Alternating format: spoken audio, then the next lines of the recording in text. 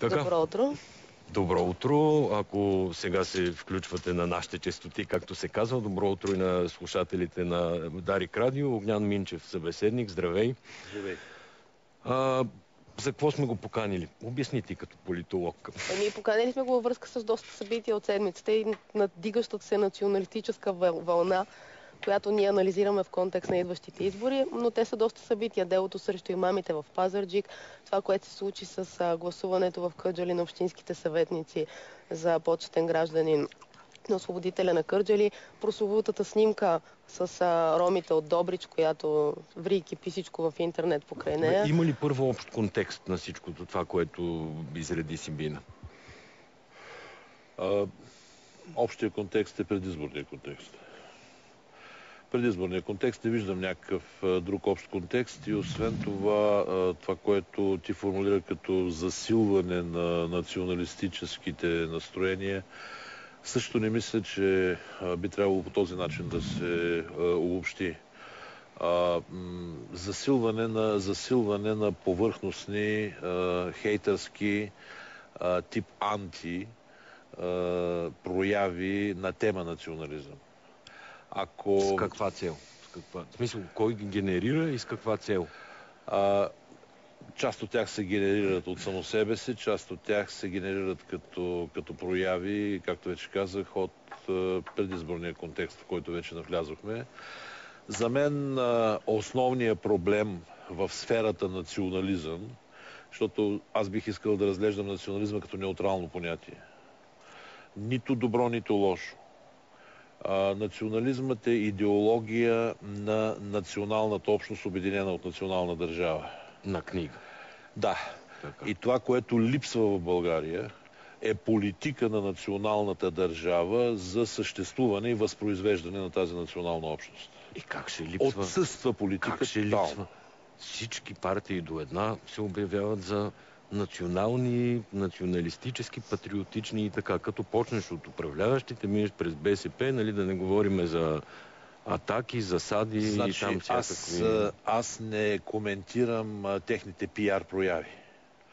Това, което аз коментирам, е обстоятелството, че в България не съществува нито една партия, нито един политик, нито една политическа група от така наречения политически елит, които сериозно да мислят за това по какъв начин трябва да бъде защитен българския национален интерес, включително и в междуетническата сфера, но далеч не само в нея. Далеч не само в нея. Българският национален интерес има много прояви. Българският политик се грижи за това да не му падне рейтинга. Всичко друго може да му падне, но рейтинга не бива да му падне. Кой е това национален интерес? Кой дефинира националния интерес? Ти можеш ли да кажеш, например, това е национален интерес? Да, националният интерес се дефинира от политически и интелектуалния елит. Това е тяхната функция в обществото. Тоест, функцията на градинария да произвежда домати, функцията на хлебария да пече хляб, функцията на елита е да си въобрази, да дефинира и да защитава националния интерес. Е дефиниран ли? Има ли дефиниран национален интерес? Не е дефиниран. Национална доктрина, както някой... Не е дефиниран. Не е дефиниран.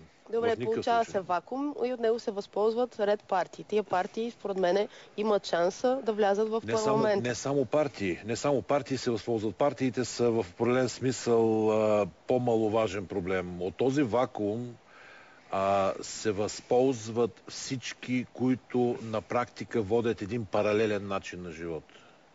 Ние само претендираме за това, че сме национална общност, че се управляваме от някаква национална държава, че сме в отношения с други национални държави по повод на европейско членство, по повод на атлантическо членство и така нататък. Ние водим паралелен живот. Какво се случва в Видинско? Знае ли някой? Какво се случва в Омуртак? Мост се откри. Какво се случва в Родопите? Какво се случва в Орландовци, квартала? Не говоря за гробищата.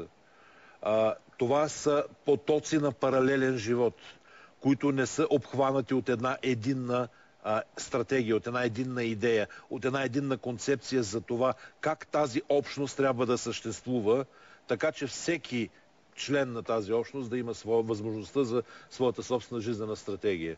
И в частност този национализъм, който е национализмът на партиите и на някои други радикални групи, това е национализъм анти. Това е национализъм анти тези, анти онези, страхувам се от този, страхувам се от онзи. Не ме интересува от кого се страхуваш. А да ги анализираме проблем по проблем. Откъде да почнем? Да почнем, в смисъл, според мен, в политически план най-големия скандал беше Кърджали, да, където ДПС, общинските съветници отказаха да гласуват почетно гражданство на българския генерал, който освободил града. Сега, това се интерпретира като скандал, тъй като се случва за първи път. Аз лично бих анализирал проблема първо в неговия извън български контекст. Има ли такъв контекст? В продължение на 80 години Турция беше светска държава, създадена от Мустафа Кемал Ататюрк, на базата на пълно отричане на Османската империя. Турция трябваше да бъде антитеза на Османската империя и в този смисъл пораженията на Османската империя, в този смисъл казвам като отражение върху българската политика, пораженията на Османската империя, включително пораженията на Османската империя в Първата Балканска война, не бяха считани като нещо, което засяга националното достоинство и националния интегритет на Турция. От тази гледна точка самата Турция не беше заинтересована да оказва влияние върху българските турци, включително Общинския съвет Кърджали, да се разграничават от прояви като тази. Честване на годишнината от освобождението на Кърджали, честването на тези фигури, които са допринесли най-много за това, както в национален, така и в градски мащаб, включително генерал Делов. Тази година за първи път се отразява факта, че през последните 10 години Турция много драматично, много радикално, бих казал, сменя своята държавна идеология. Този тип кемалистки национализъм, светски кемалистки национализъм минава на заден план, минава въгъла. Новата държавна идеология на Турция е идеологията на неоосманизма. В смисъл такъв, че Турция... Тоест ти не казваш ислям, а казваш неоосманизъм, което е друг тип политическа неоосманизъм, исляма е включен вътре. Така. Исляма е включен вътре. Да, но не се изчерпва. Като се казва неоосманизъм, някой си мисли нещо много лошо, много драматично. Всъщност, турската държава, съвременната турска държава все повече и повече черпи своята легитимност от цялата държавна традиция на Турция, започнала с учредяването на Османската империя. И от тази гледна точка счита, че е в правото си да се грижи, с или без кавички, за културни паметници, етнически, религиозни общности, цялата територия на бившата Османска империя. Поради което вече честването от турската общност на Кърджали, на освобождението на Кърджали по време на Първата Балканска война. Става малко неудобно. Става малко неудобно. Това е външната причина. Да, разбира се, ДПС е добър проводник на това. ДПС окей, добър проводник, но как си представяш, че турската държава е упражнила влияние в конкретния случай? Турската държава има множество инструменти за упражняване на влияние. Те много рядко са директни. Те се упражняват чрез изселническите организации на балканските турци в Турция. Те се упражняват чрез държавните институции за управление на религиозните дела. Когато се събират, да речем, мюфтиите на съвещание, българските мюфтии и българското мюфтийство, винаги има представители на религиозните органи от Анкара. И така нататък. По най-различни канали се упражняват. Добре, значи ние формулирахме турския национален интерес. Остава българския национален отговор на това, което казват. За да формулираме българския национален интерес, ние трябва преди всичко да си дадем една ясна и относително безпристрастна сметка с какво имаме като дадености на българската територия днес. Когато за много от така наречените националисти, когато се каже джамия, когато се каже ислям, когато се каже изобщо малцинство, светва червената лампа, размахва се червената кърпа и съответното същество като бик налита. От друга страна имаме една такава, макар и малка, либерална общност, радикално либерална общност, според която отношенията, междуетническите отношения са сферата на хармония, едва ли не естествена хармония, и само някакви лоши националисти се промъкват, за да ги развалят. Истината е, че междуетническите отношения не са по определение сфера на хармония.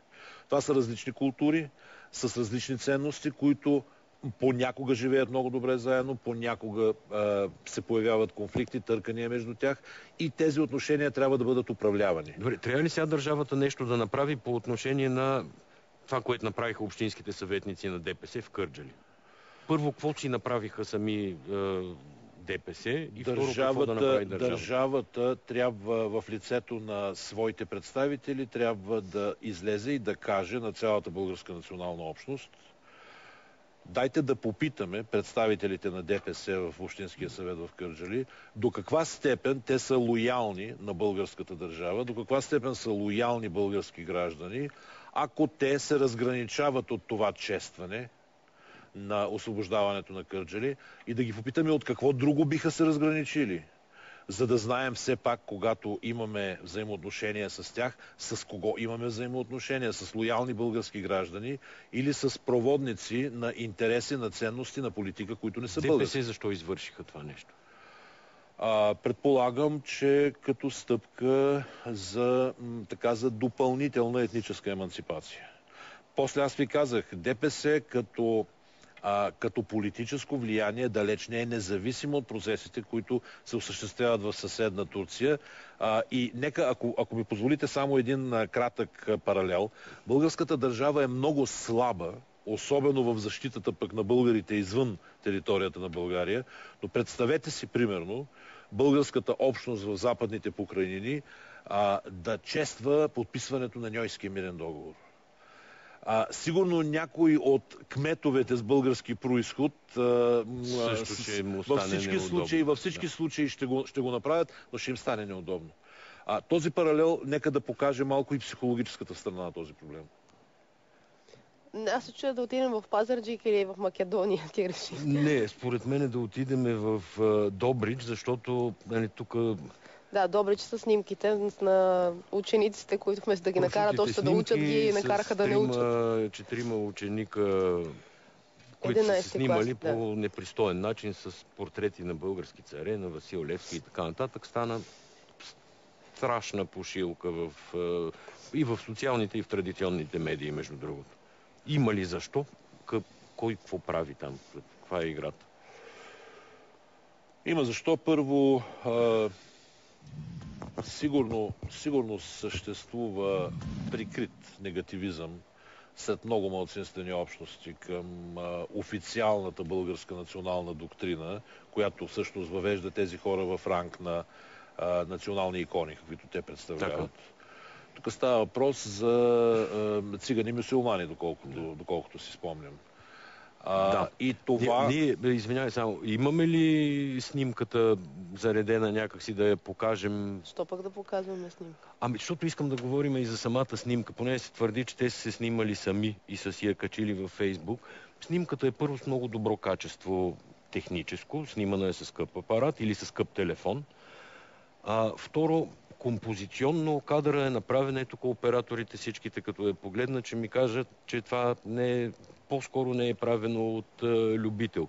Композиционно кадъра е прекрасно направен, има... Внушаваше инсценировка. Кажи бе, Ники, триъгълна композиция или там, както се казваше по вашите науки. Не е изключена инсценировка, но аз лично не бих могъл да кажа по същество дали инсценировката е най-важното нещо в този случай.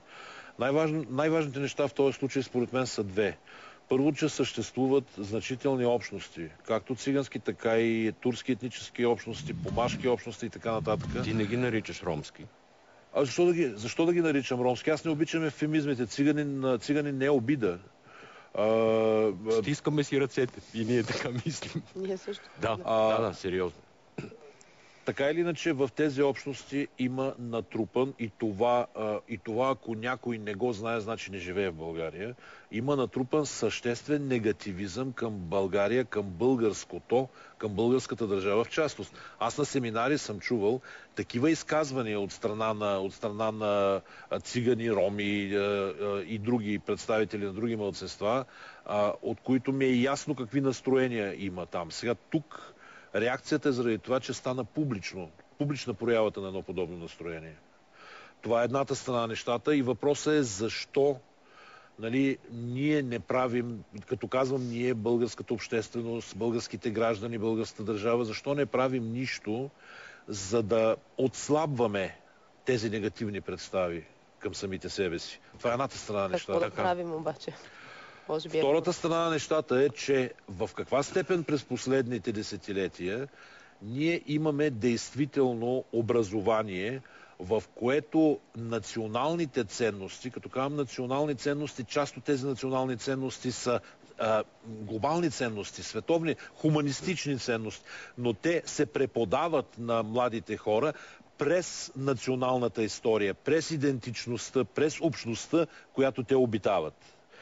До каква степен тези основни ценности са били преподавани и са били ефективно преподавани като препоръчителни, като ценности, които човек трябва да възприеме, за да живее добре с другите в България? Това е вторият основен въпрос. Няма образование. Аз тук веднага ще добавя и Българската православна църква, която не си помръдва пръста да работи сред малцинства, сред онеправдани общности и така нататък. Да, когато навлезем в сферата на религиозните въпроси, там пък вече... Не, понеже казваш ценностите. Те, голяма част от ценностите са и 10-те Божи заповеди и религия на да кажа, елементарно ниво. Но тези 10 Божи заповеди и ценностите, проистичащи от тях, не бива да разчитаме само на религиозното образование да ги преподава, а трябва да имаме секуларизиран вариант на преподаването на тези ценности, на определен обществен морал, който е дължим и който е част от тази национална традиция. Да ви попитам няма да кажа кой, за да не ви сугестирам, един известен анализатор прогнозира тук, че следващата вълна на нови политически партии ще бъде фашистка. Даде за пример Западна Европа, между другото, Унгария, това, което се случва и така се аргументира. България е част от едно пространство, в което десния радикализъм ще се увеличава. Това е така.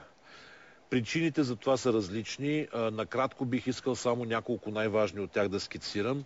На първо място, високата вълна е на имиграция главно от Близкия изток, от мюсюлманските общности в различни страни на Европа и неспособността на европейските общества да ги интегрират, да ги заставят да се държат по начин, по който на практика да споделят ценностите на обществото, в което сами са пожелали да отидат. Това е едната причина, поради която нараства тази вълна на десен радикализъм като негативен отзвук именно на нарастващите етнически напрежения от тази гледна точка.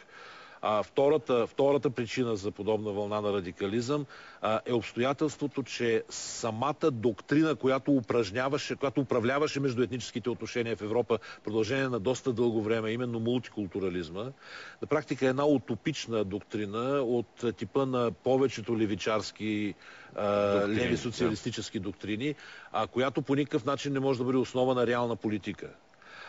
И третата причина е икономическата криза, която в крайна сметка стеснява ресурса и когато този ресурс се поделя, хората, които считат себе си за автохтонно европейско население, започват да задават въпроси защо за емигрантите има, а за нас няма. Това са най-общо причините. Тук в България това задават. Значи ние в нашата фейсбук страница снощи водихме дискусия с хора, когато обявихме темите за днеска. И всъщност дискусията беше защо за циганите има, а за нас няма, защо турците така или не. Това, което ти казваш в момента. Кажи се едно изречение буквално. Всичките кандидат-националисти и националисти, Атака, ВМРО, партията на Димитър Стоянов, партията на Слави Бинев, Жорж Ганчев тук се явява в някаква оперетна роля и той от уния дни, и той националист, антисемит и всякакви такива лоши неща. Светли от Хиподил забрави. Моля? Светли от Хиподил. Да, и той националист. И сега какво ще се произведе от тая голяма вълна? Ще вкара ли национализма истинска партия в Народното събрание и какво ще се случи? Моята прогноза е, че шансове да влязат в парламента имат само на първо място коалицията между Атака и ВМРО. И на второ място, но под въпрос този националистически кръг, който е около корпоративния политически кръг СКАТ. Това са...